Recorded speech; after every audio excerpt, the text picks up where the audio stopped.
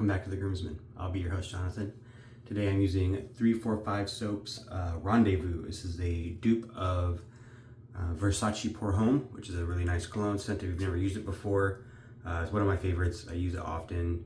I do have the 345 cologne EDP, as well as I have a couple other dupes as well. I really like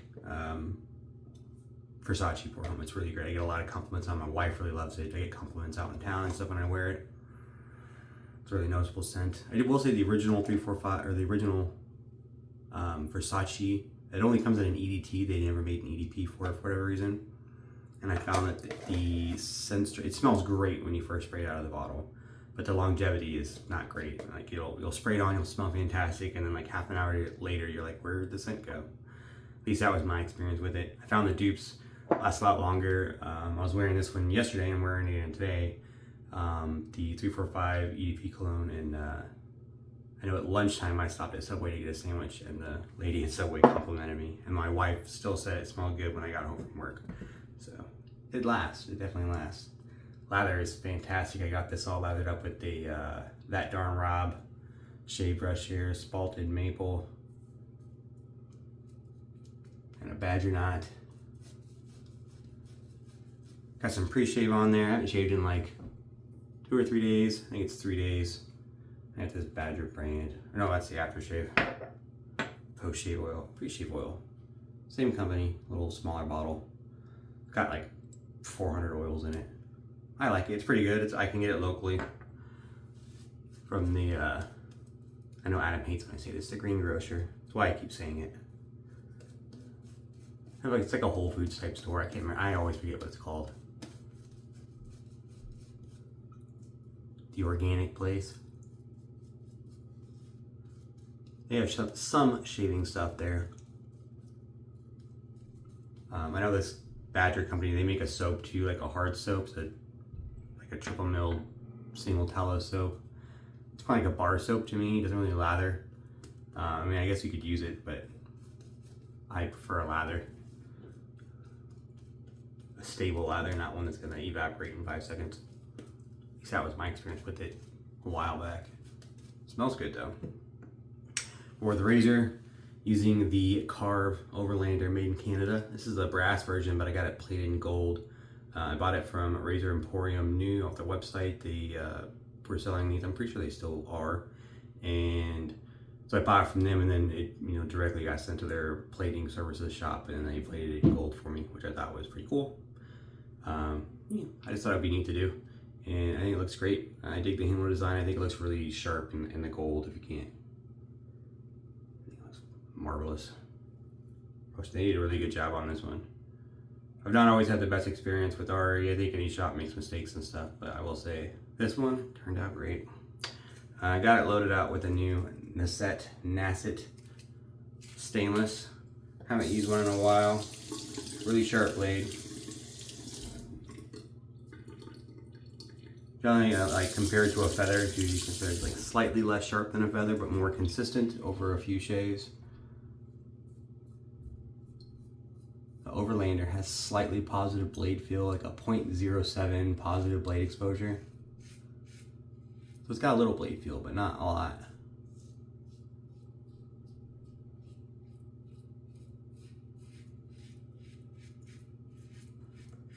Got that nice rounded head.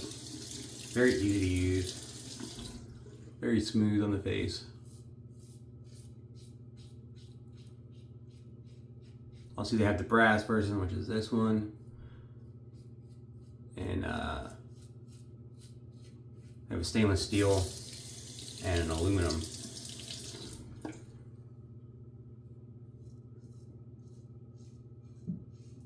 It's got a moderate gap to it, not too big. I think like a 0.0 or a 0.7,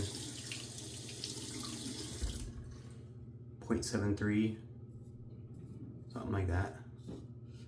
So it's got a decent blade gap, but nothing crazy. Makes it easy to rinse, but it's not like huge. There's not like a big extensive blade gap in there, but it's enough to make it easy to rinse. The flow through from the lather is pretty good. No clogging issues.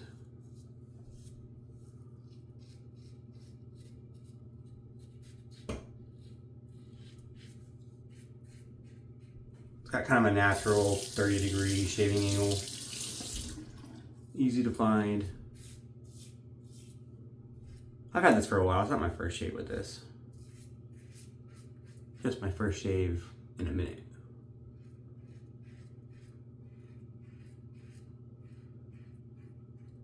I was gonna use the Lupo, but I used that earlier this week and it was marvelous. And I realized I hadn't used that on camera in a while. But then someone was asking a question about the Overlander on Facebook and made this big old like paragraph of an answer. It made me realize I should shave with the Overlander again.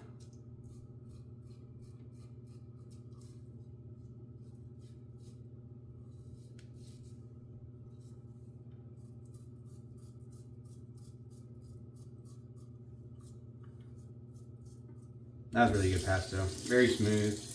Like I said, it's got positive exposure, but just a little bit. So you have like just enough blade feel to feel it working. And you know it's going to be efficient, but not so much that it's going to give you too much irritation.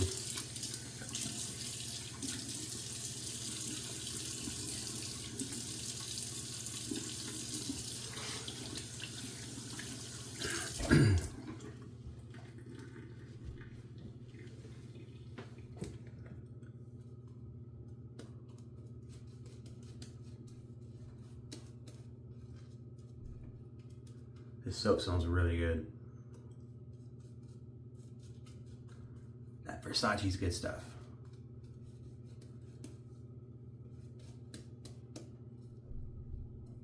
I will say 345 has amazing pricing. This tub is, I mean, it's a standard size tub, but they put 5.8 ounces of soap. So I've had this for a while, so you can't really tell because I scraped most of it out, but this tub is almost completely full. 5.8 ounces. I mean, most people, when you're buying a tub like this, it's like 4 ounces. And the price is fantastic too. It's like 18 bucks, I think. 17 or 18 bucks for 5.8 ounces. There's been a couple new artisans coming out. There's always new artisans coming out, right? There's been talks about price points again. It comes up every once in a while. Inflation's a pain everywhere. It's not fun for anyone on both the consumer side and the retailer side. But I noticed prices have gone up at several places. I was just talking to the other groom about how Beresford and Man increased their prices to 25 bucks per tub of soap and 25 bucks for their splashes, and I was pretty shocked. That was a pretty hefty price jump. It was like a 25% increase in prices, and they were at, I think, $19.95 a tub prior to that. All right, times are tough, but that's pretty expensive. There's another new one that came out. Sheer Revival, I think. Adam was talking about it. They were doing a giveaway on the Shave Dad Facebook group. But I guess they settled on a $25 price point per tub. It's a new artisan. I was like, ouch. That is pretty hefty pricing right there. I think my only issue with it, I mean, I get you gotta price it where you need to make your profits. You need to stay alive as a business, right? It's business. The other side is you gotta stay competitive, right? There's a lot of people making soaps out there, and I'm not sure. I'm not gonna go spend 25 bucks for a tub of soap when I can go spend 18 bucks for a tub of soap and get like 30% more soap for less money. Like, I don't know. I think it's hard. I'm not sure. I'm not sure the competition's coming at these price points. They're charging more, but I'm not sure what you're getting for it.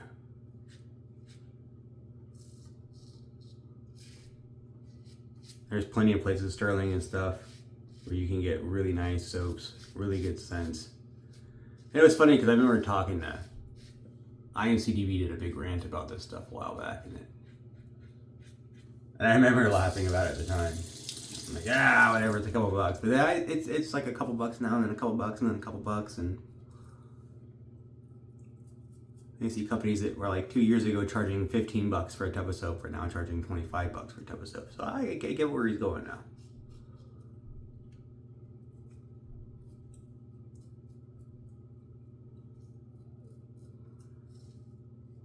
There's brand loyalty that'll take you so far. I don't think it'll take you. I think you can only push brand loyalty so far, right? But that people will stick with you for a while.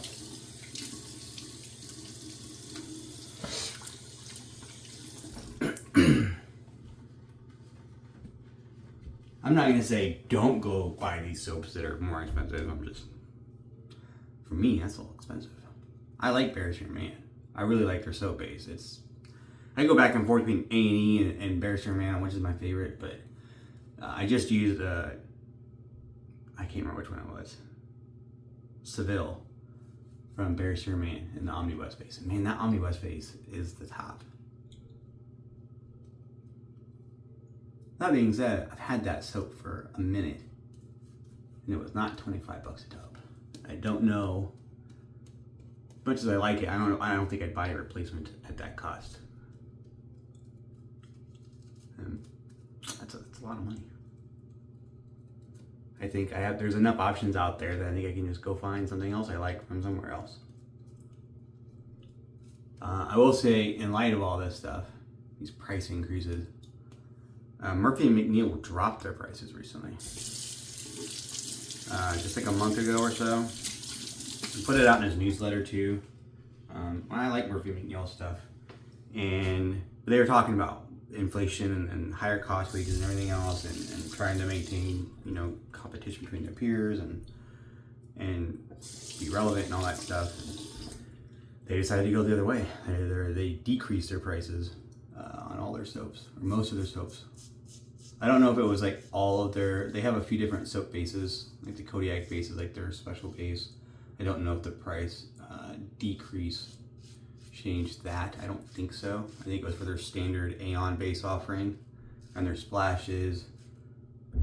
I'm not sure if it went to the EDP or not, but still like a pretty significant chunk of their offerings were decreased, and they have a huge selection.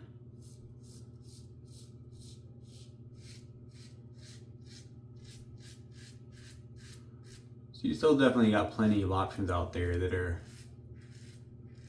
under the $20 mark, but I don't think, I don't know.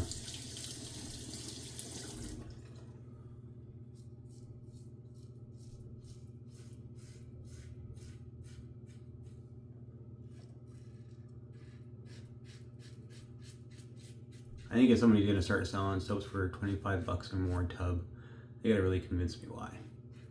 I know A&E is doing their Ultimate base. They're like their different lines of soaps,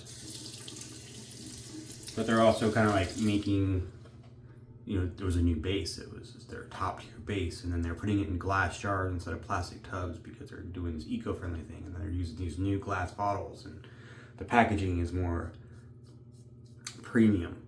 So they kind of made theirs into a premium brand, so you can say, oh, okay, that's worth $25 for a glass jar of soap that's like, I think it's more than 4 ounces. I think it's like 5 or 6 ounces.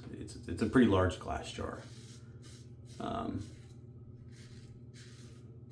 even their tubs. Like you can say like, oh, okay, this new base is this much better than all the other brands, or at least better than their other offerings. So you can kind of see where the pricing comes from. When there's a giant price increase and there's no corresponding increase in anything else in quality or what the consumer is getting,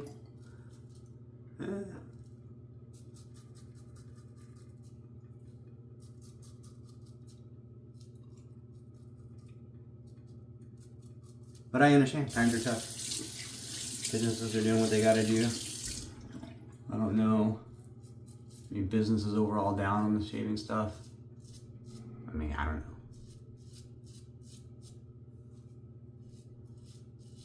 I've seen some people talk about it. I don't think I've noticed any more, like, you always see the posts on buy-sell trade pages where people are like dumping, they're cleaning out their closet, their big sack of soaps and stuff, and doing these big discounts to get rid of a lot of stuff because they bought so much stuff and they're kind of trying not to buy so much stuff anymore. But I don't think I've seen any more of that than I have at any other time. There's always that going on, that kind of den clearing.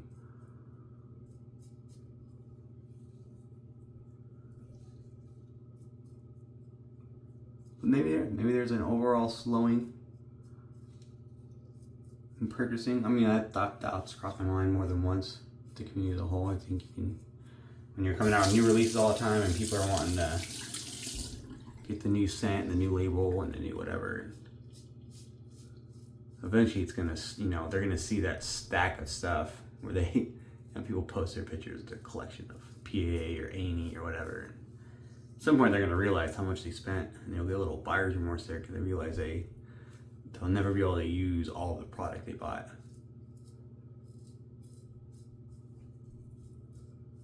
And so they'll probably, at some point they're gonna stop. They're gonna chill out on the purchasing. They're gonna use what they have, the hoard. And so yeah, I guess it could be a drawdown in purchasing. That was a shave. It was pretty good. It's very smooth. I will say it's not quite as efficient as the Aylesworth. I like the Aylesworth plus plate a little bit more. Obviously I do like the gold plating because it looks awesome. But I do like the Aylesworth a little bit more on the shave than the Overlander. They both have positive blade exposure. I think pretty similar, but the Aylesworth is just a little bit more efficient. Just a couple little spots there. It's just not quite as smooth overall, or not. Smoothness is good. It's just not quite as efficient overall as the Aylesworth. There's still a couple spots there. But I'll get those knocked out here in a second, and then a cold water splash, and I'll be right back for post-shave. Alright, I'm back. Thanks for sticking with me. So I just did a little bit of touch-ups there. My opinion hasn't changed much. It's still, it was nice, it was smooth. Not quite as efficient as I would have liked.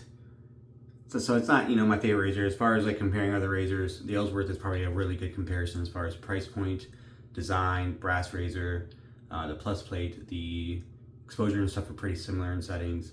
But this is a little bit more comfortable. It's a little bit more efficient, the Aylesworth, than the Overlander. I like the Overlander. It's not quite as efficient as I want it to be. I remember really liking it when I first got it, and there were a lot of positive reviews. There's still a lot of positive reviews, and it was nice to use, but it's just not quite as efficient as that Aylesworth. Got the matching splash here. They have a really nice splash too. Lots of skin food, alcohol, witch hazel, hydrovance, rose, hydrosol, jojoba oil, almond oil, apricot, silk proteins, aloe vera, vitamin E, and the good old polysorbate 20. Keeps it all mixed together. Smells so good. I think I got some burn on that one. A little irritation from that. At least I smell good.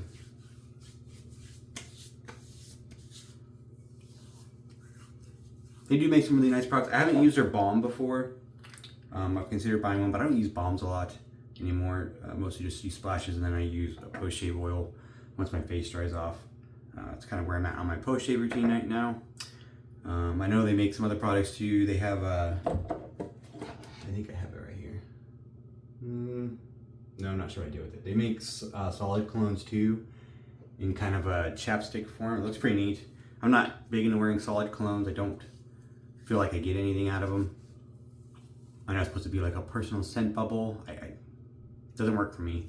Or maybe my skin type or chemistry or whatever doesn't fit well with them. I've used a couple in the past, not just from 345, but from other companies and stuff, and the solid colognes never really did anything for me. But their colognes are good, fantastic. I don't think Rendezvous is currently available anymore. I was just looking online and I couldn't find it anywhere, which sucks because it's a good scent. Maybe it'll bring it back someday, but their other offerings are really, really good. Definitely check out 345. You're getting a good deal. Their soaps and their splashes are priced at a really reasonable price point for what you're getting. I mean, 5.8 ounces is a lot of soap in a tub. That's all I gotta say about it. I hope you guys enjoyed the shave. Hit me up in the comments. Let me know what you think about the recent price increases you've seen, or if you don't think it's a big deal. I'd like to hear both sides of the story. But hit me with the comments, and I'll see you next time.